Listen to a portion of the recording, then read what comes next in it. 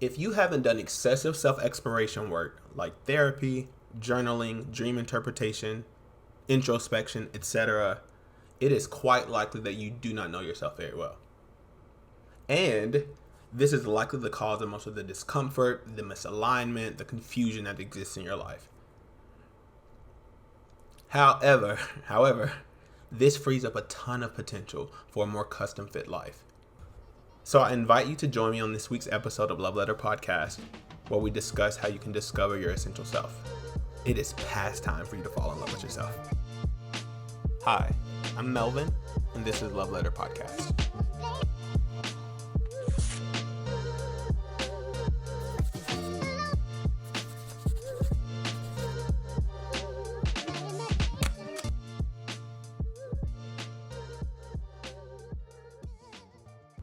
Hello, hi. Thank you all so much for joining me. I hope that you are finding ease, clarity, and joy wherever you can. Like right now, that is the most important thing. But let's not delay. Let's dive right in. So one of my friends asked me the other day where I'd been, and it dawned on me that maybe I may have been a little bit absent. But instead of just disappearing and popping up, let's chat about it. Process is super important to me. It's one of the things that I'm most interested in whenever I'm talking to creatives, people who have done anything in work or business. And as much as I plan to share all this healing stuff, I want to also expose you all to the very human process of creating and embodying something that you're trying to be and do and have in the world. So this episode was a little bit challenging to prepare, outline, and record. Not simply because all of this is so new and uncharted, and that I have a difficulty sitting still, but mainly because whenever I record, I really want to be clear. I want to be clear, and I want to really come from a vibration, which we'll get into, that I would like for y'all to leave with. I want to embody that which I'm trying to create in the world. And these last few months, years, weeks have given me the difficult opportunity to close out a lot of traumatic cycles of relationships, of behavior, of deception, the whole thing. I'm proud of how I've navigated all of it, but woo, don't it make you tired. But moving on. So that's that. Before we get to actively trying to write the lives that we want to live, it is incredibly important that we examine and take a look at how we got right here where we are. But first, let us begin at the beginning with some terms so we're all talking about the same things, or at least you're clear about how I'm using these words. First, let's talk energy, vibration, and frequency. So we learned back in science that everything is vibrating, and thus everything has and is energy, and frequency and vibration. Like those terms are often pretty interchangeable. Unlike a relationship and just like a life level, when you can't point to facts or a specific feeling and you still can't figure out what it is probably energy. I don't want that to sound spooky, like literally the ground that you're walking on is energy. So let's everybody calm down. The law of vibration. This is, I think, just a fun law to kind of know. It's like considered a universal law, but it's what the law of attraction and good vibes culture is built on. The law of vibration essentially states that everything vibrates, and objects, thoughts, and people of a similar vibration or frequency just tend to be magnetically drawn to each other. In chemistry, it was the phrase "like dissolves like." In pop culture, we hear "birds of a feather flock together," that whole thing. That's also why "Could This Day Get Any Worse" produces such great results. Because questions have a way of energetically drawing a response. Remember this. Questions have a way of energetically drawing a response. The big T, trauma. Not that other T. Trauma. My favorite definition of trauma now says that trauma is anything that overwhelms the nervous system.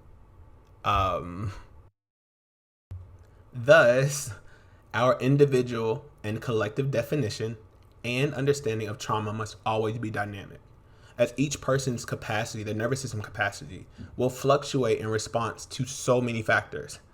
For example, when you're looking for a building from your car backing up, or trying to parallel park in New York, you turn the music down. It's not because you're trying to hear where you're going, but rather you're really trying to reallocate brain resources to a more demanding or complex task. Shadow work. In a sentence, shadow work is curiously examining aspects of your personality that you'd rather not acknowledge or accept. Shadow work is just curiously examining aspects of your personality that you'd rather not acknowledge or accept. So, for example, if you've been taught or conditioned to be polite, but you secretly get angry and low-key hate people, but you suppress or deny that anger, you have placed that in your shadow. Or, said another way, just outside of your awareness. Sneakily waiting to pop up somewhere important in your life. I don't know, like your career, your family, or your relationships. And I don't want to chuckle and like make light, but I just don't want this to be. I don't want you to leave these discussions feeling down. The next one: conditioning, programming, socialization, acculturation, all of those. If you took sociology 101, you right here with me. Conditioning is a process of learning how to fit into our families, our schools, our various roles in society that happens repeatedly over time. The problem with this conditioning process is that to fit in, we begin performing in ways that may be inauthentic to our own identities and our paths.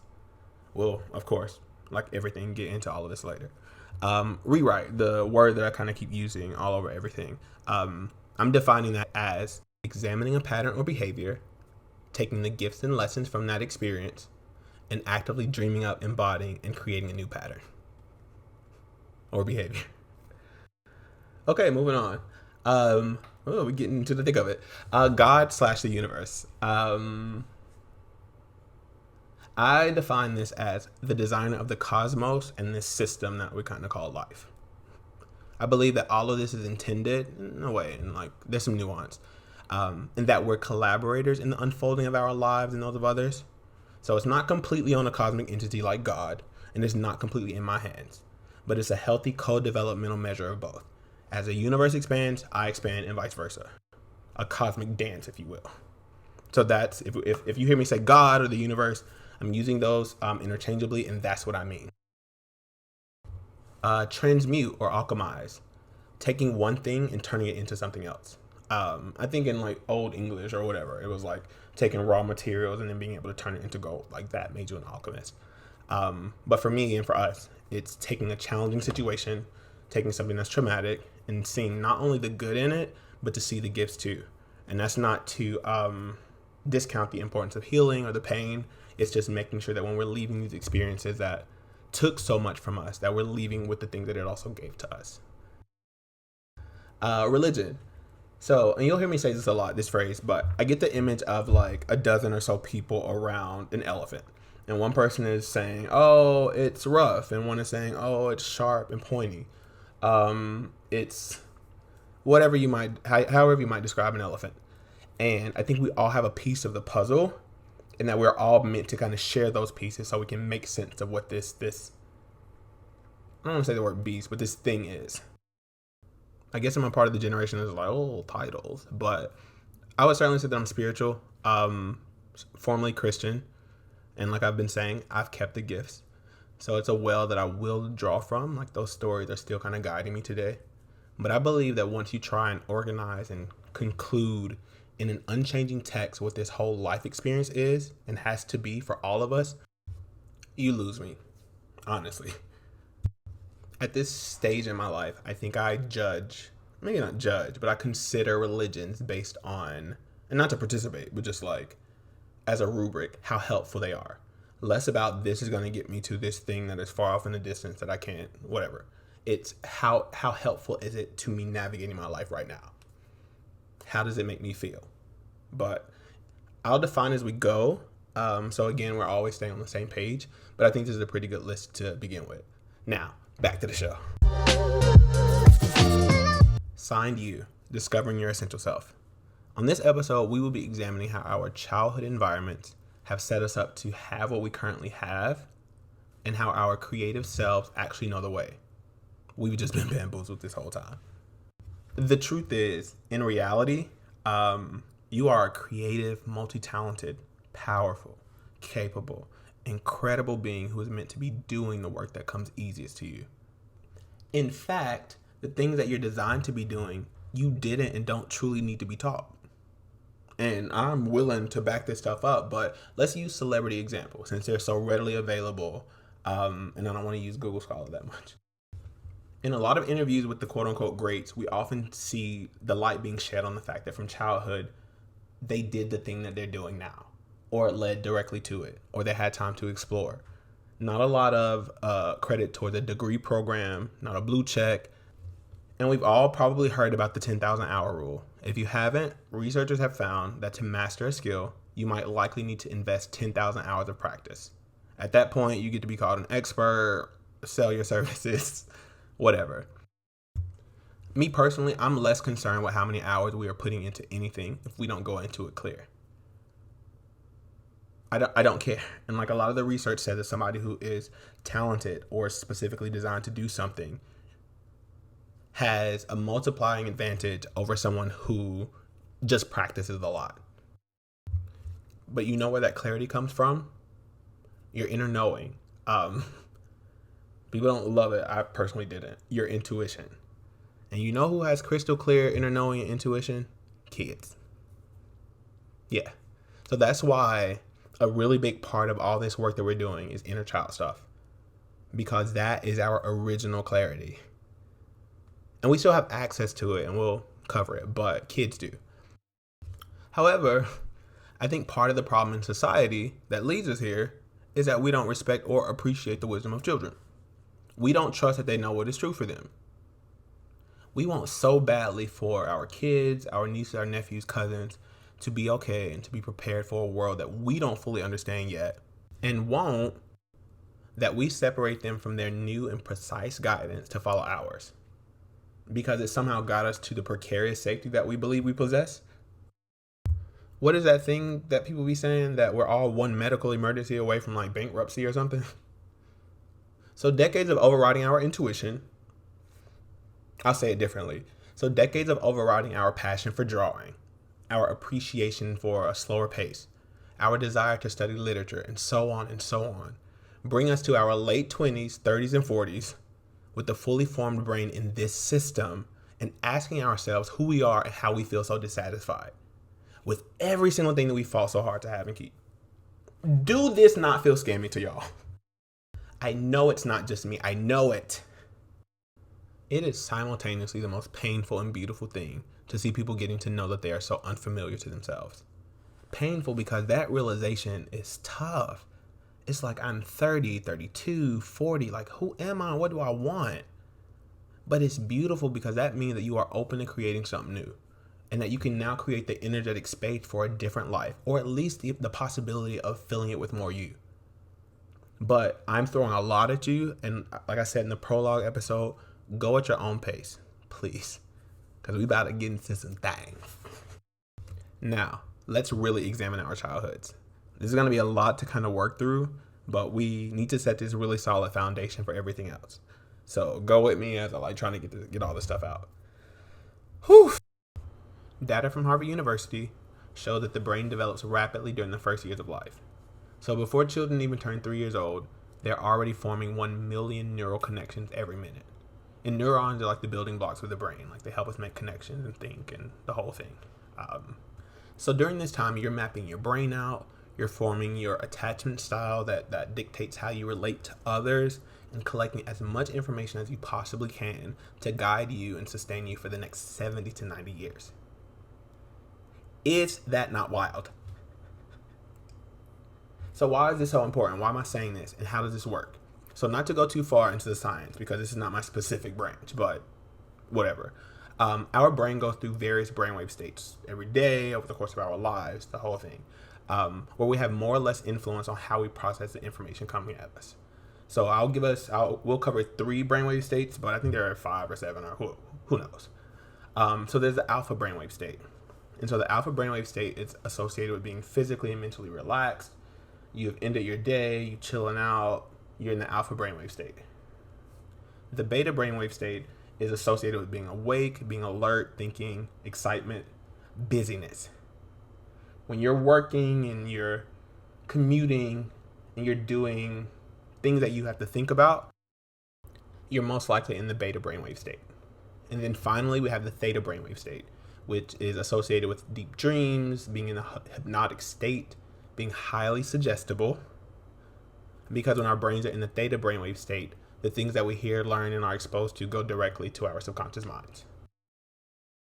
So in the alpha and beta brainwave states, we have a lot more influence on, this is true, that's false. I don't like that, I want this. This is who I am and this is not.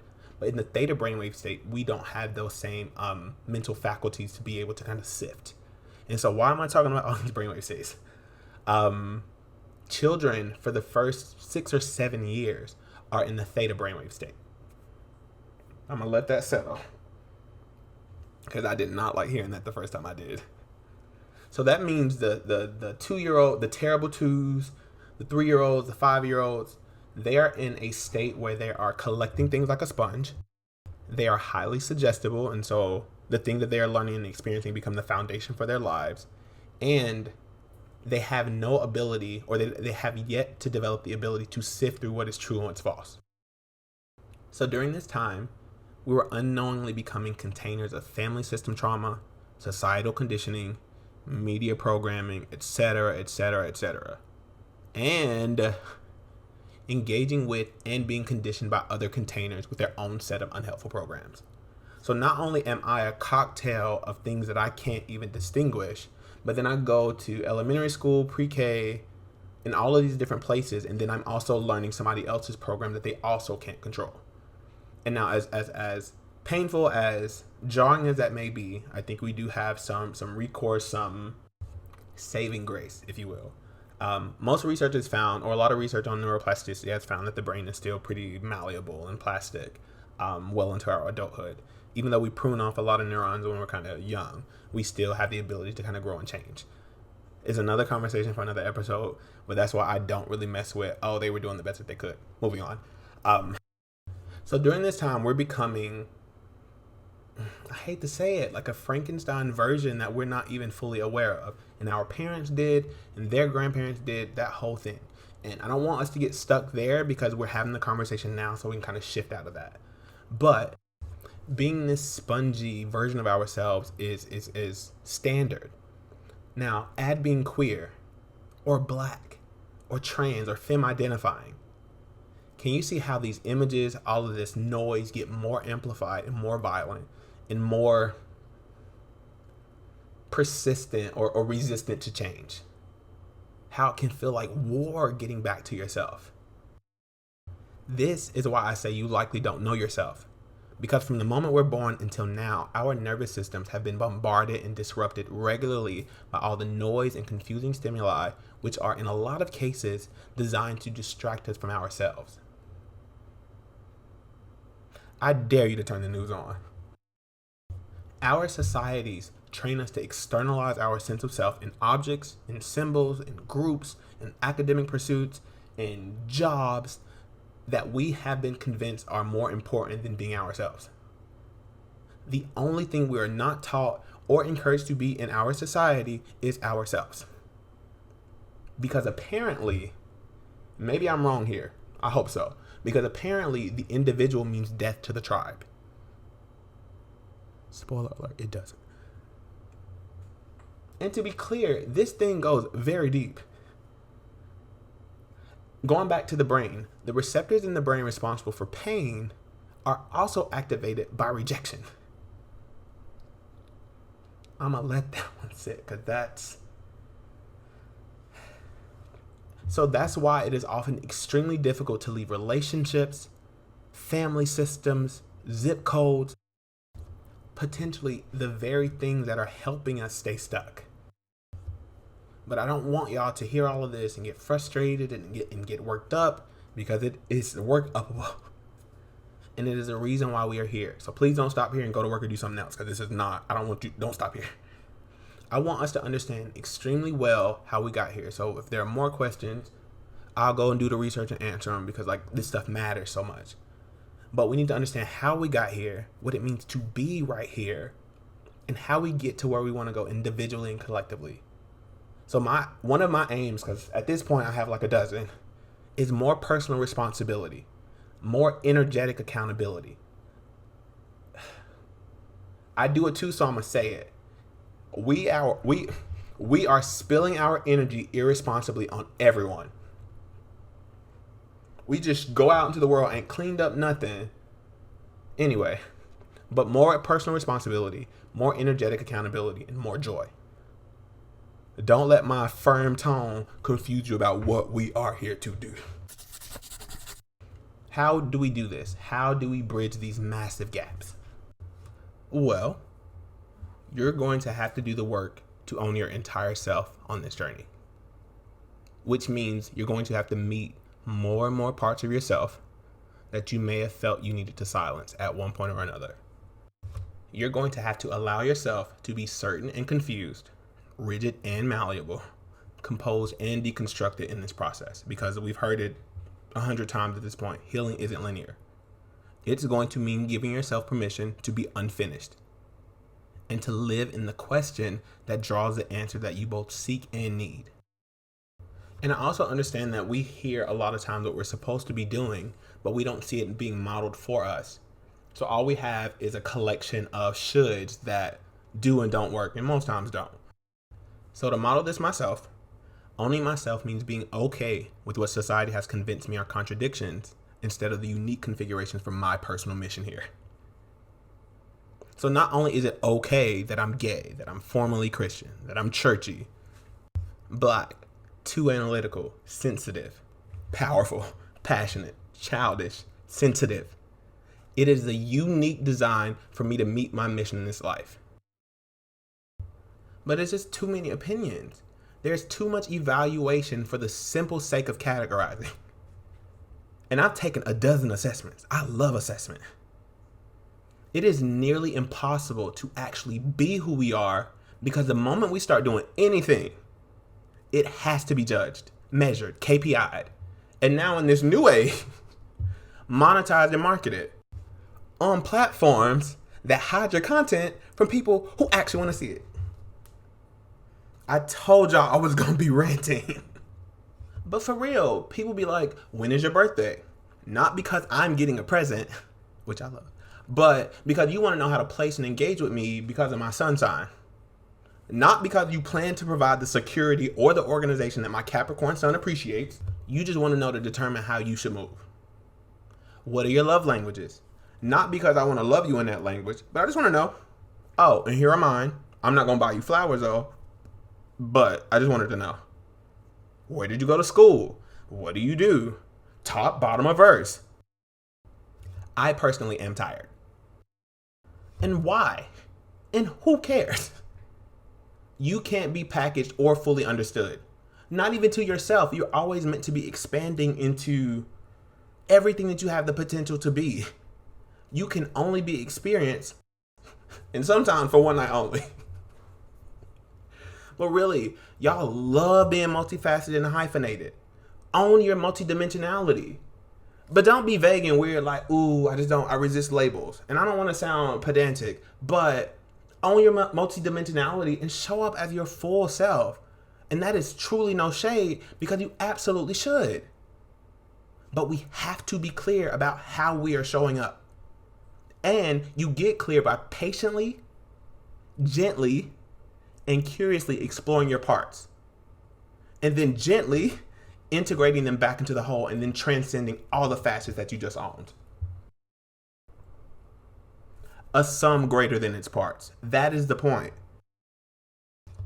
But you're not going to discover the sweet, creative, rich parts that you may have left behind if you're not allowing the so-called dark parts of you speak too. There's a reason why you're so mad and hurt and frustrated and bitter. And all those parts of you are asking to speak up, asking to come to the mic. And all of those disembodied feelings, and by disembodied, I mean feelings without a feeler, are the signs that you keep looking for in your external environment for a better life. I know personally that when you transmute those painful experiences, not forgetting them, I absolutely still remember the stuff. But when you transmute those things, you get the power that you need to go on your journey. You're not a creative, or a doctor, or a dancer, or an engineer, or a writer, or the baddest bitch on the planet. You are you. the being that does all those things and has yet untapped potential to do those things better or something entirely different. And it still be you. Said another way, think of yourself like a puzzle piece. Once we start judging and assessing if a puzzle piece with all of its curves and parts is right or is good enough, and we start tampering with its design, then it can no longer fit cozily, catch it, in the place that only it can. Like, literally think about a puzzle. You can have a 7.7 billion piece puzzle, and there will always be a spot that only you can fill. Others might have the shape, the look, the money, hell, even the feel, but it'll always be off and incomplete because you're not in your place and they not in theirs. So take comfort knowing that you're irreplaceable and get cozy in your spot.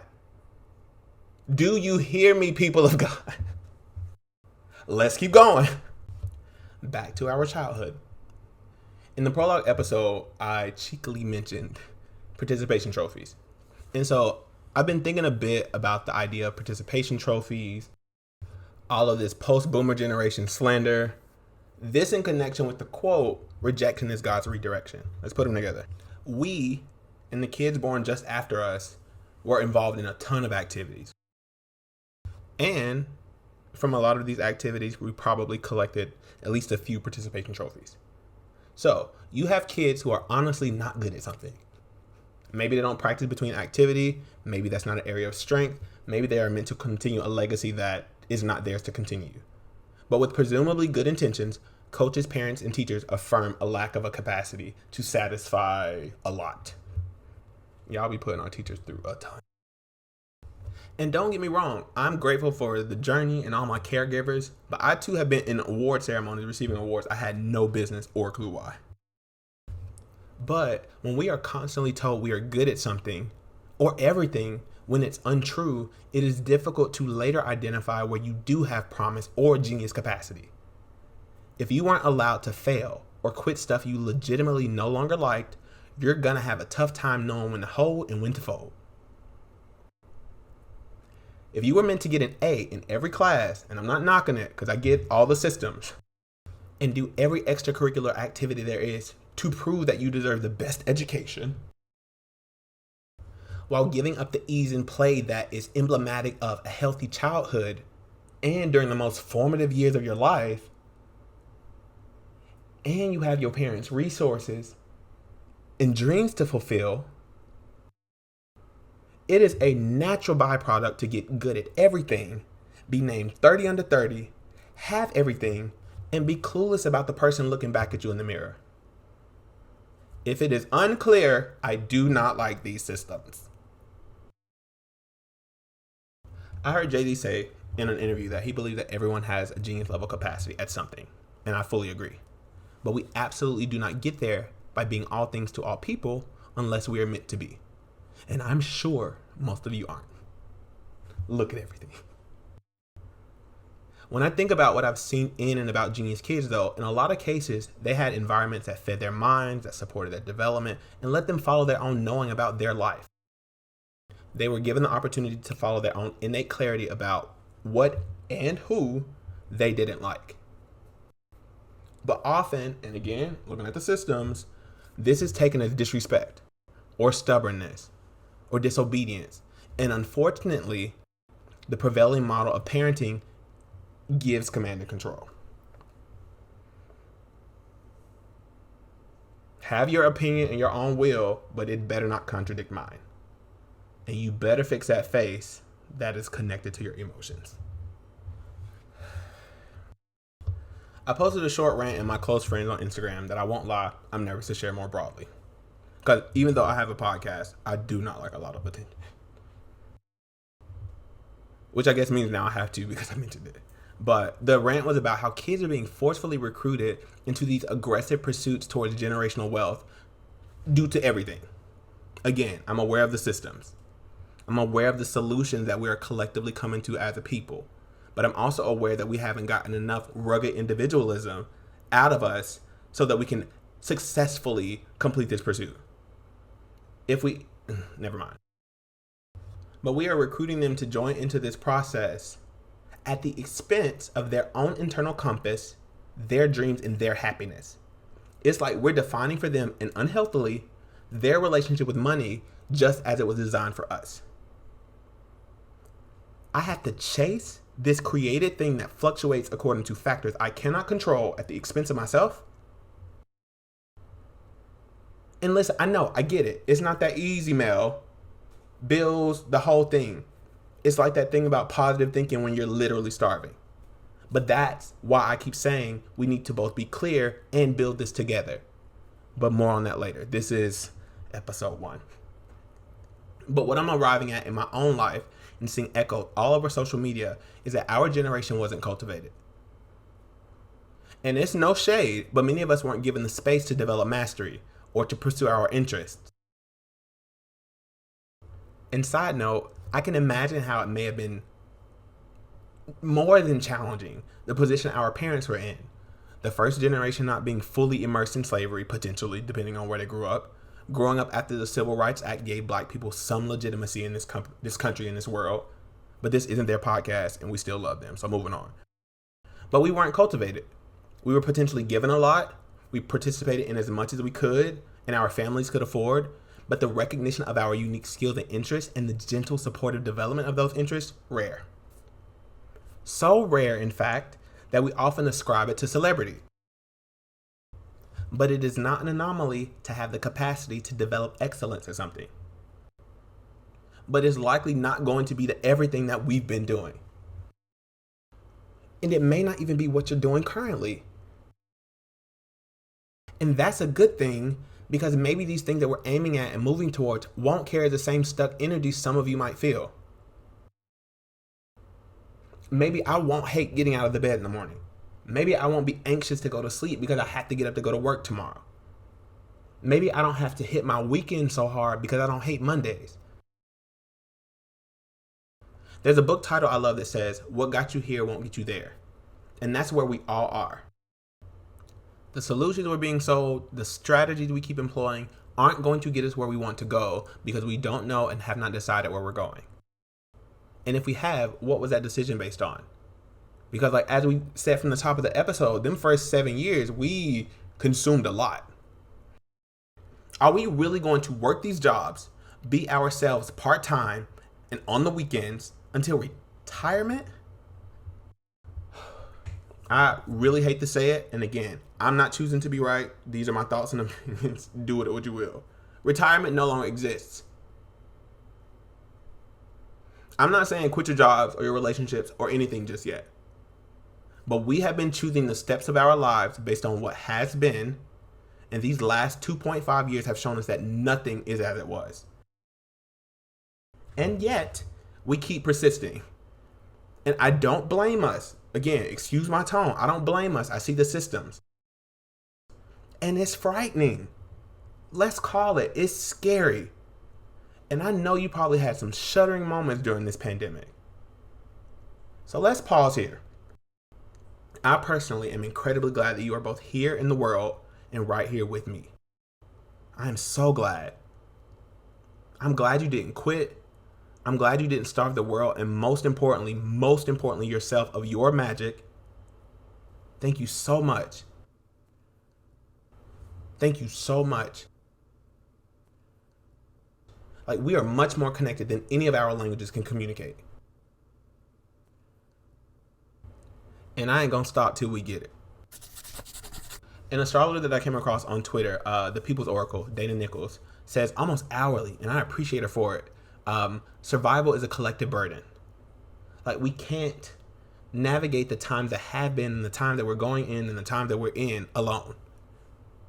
We've bought into this myth of rugged individualism that the West has branded and marketed so masterfully. Catch it.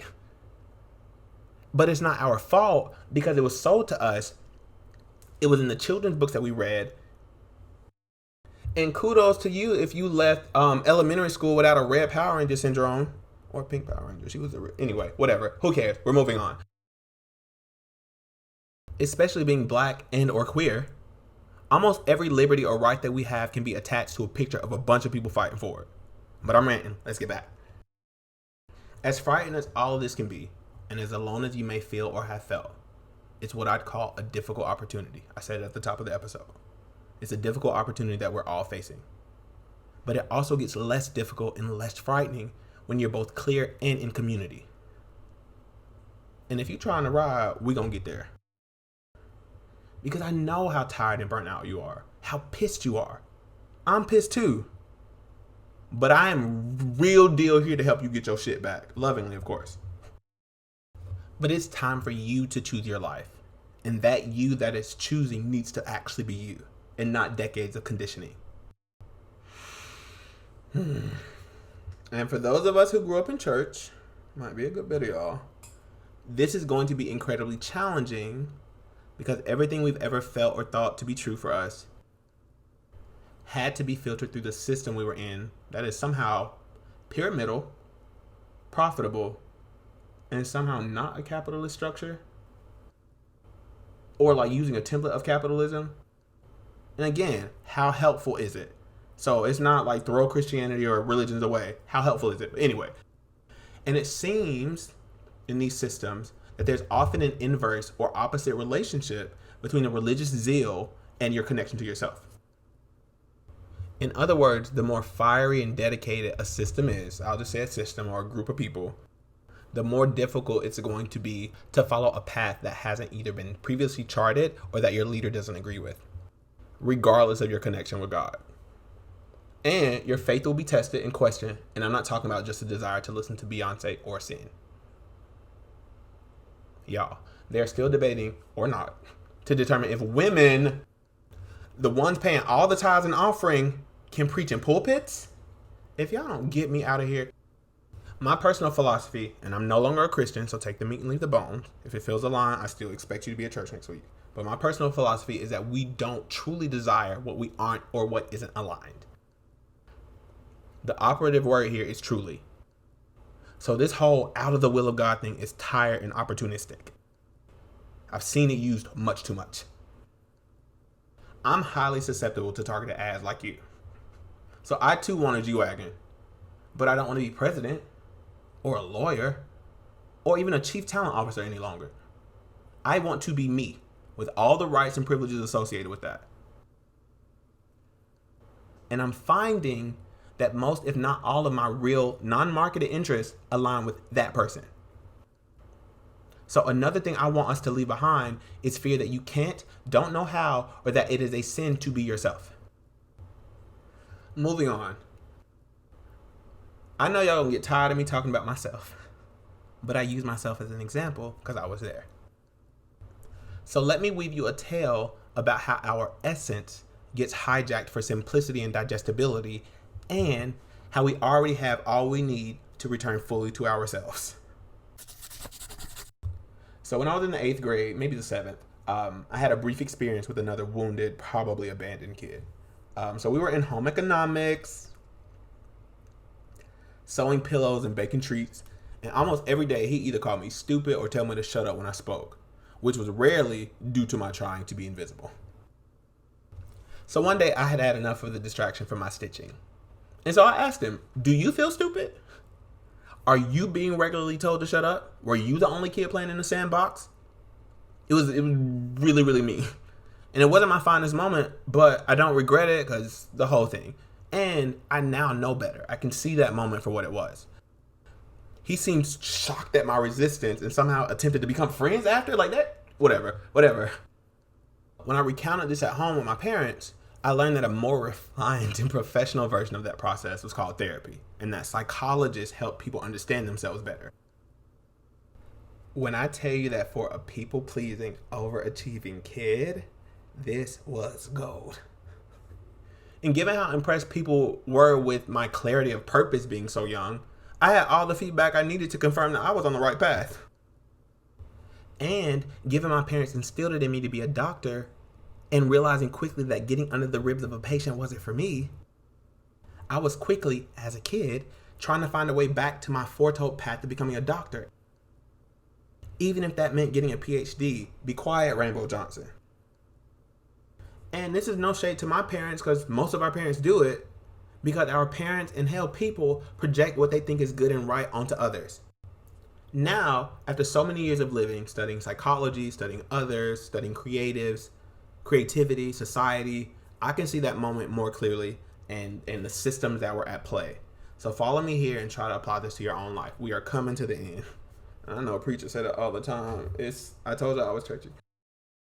Up until that moment and this one, I was curious about my environment and why people behaved or did certain things. As a kid, I was always observing, watching, and paying attention. I also liked singing, dancing, deconstructing, and rebuilding, but we'll come back to those. The psychology. So up until then, I was deeply interested in others and wanted to help. This desire and capacity, once named psychology, and accessed by becoming a psychologist, inadvertently choked off the wider exploration that kids are meant to be undergoing to access a premature clarity to impress confused others and latch onto an illusion of safety because my environment felt uncertain. To what degree might you relate? What that very early election of a profession does is it requires you to very early start putting parameters around your experience of life and the permissions you give yourself. You start hesitating to share what you know because others are smarter than you, or have the credential, or have the look. Or you can't have a podcast that speaks to mental health for a generation that you're seeing suffer because you're not a licensed psychologist. When in reality, I love the science of industrial organizational psychology and its applications, but having to fit inside of a structure where I can't be my most expansive self, a wash. I joke with friends all the time that I shouldn't have made any major life decisions before I came out of the closet. I'm not even myself, and I'm signing promissory notes. I didn't even know how much support was on the other side of being diagnosed with homosexuality. But because I had to make decisions and sign up for capitalism, I didn't think I had a choice. Just imagine what other conclusions we may have jumped to over the course of a lifetime that have led us to where we are. And I know it's not all bad. I want to be very clear. I'm having a great time. But we thought we didn't have a choice for how we got to wherever we are, but we do. So that's a lot. What do we do with that? Well, I think a better approach that we can even adopt now is to identify an interest and instead of naming, categorizing, and seeking to find its legitimacy or profitability in the real world, we just be curious about the essence of that interest. How and what it makes you feel. Reminder. And considering all the fun ways it can be applied. And we'll keep talking about this, so you don't have to get all this today. But if I had, and it's no fault of my own, and I'm abundantly grateful for this journey, or most of it, but if I had started with that interest and expanded the essence of it, the soul of it, when I no longer wanted the corporate path that I was on and had once loved, I wouldn't have felt so troubled about quitting my corporate career as I knew it without a plan. Yeah, we're going there. I'm not asking or inviting you to go anywhere or do anything that I haven't and I'm not willing to do myself. But I wouldn't have been so scared because I would have always been connected to the essence of why I started, the essence of who I am, the soul of my personal mission. In corporate speak, this is what they would call a career pivot. But we're not talking about skills. We're talking about you. But it's okay because none of that matters because you are still here and you are still you. Some parts of you are just a little more quiet than others, but we'll give them a voice and we'll get there. Because even though I felt lost a couple months ago, I was patient and gentle with myself while those silent parts came up to the mic to speak. And as I listened and cried and mourned and played and cried and created and cried and got into my body, those quiet parts left loud gifts, and here we are. When you get back to the essence of your gifts, your interests, your career, your relationships, your whole world opens up because you don't have to find the next chapter of your purpose on Indeed or at a networking event. And you are no longer trapped by APA guidelines.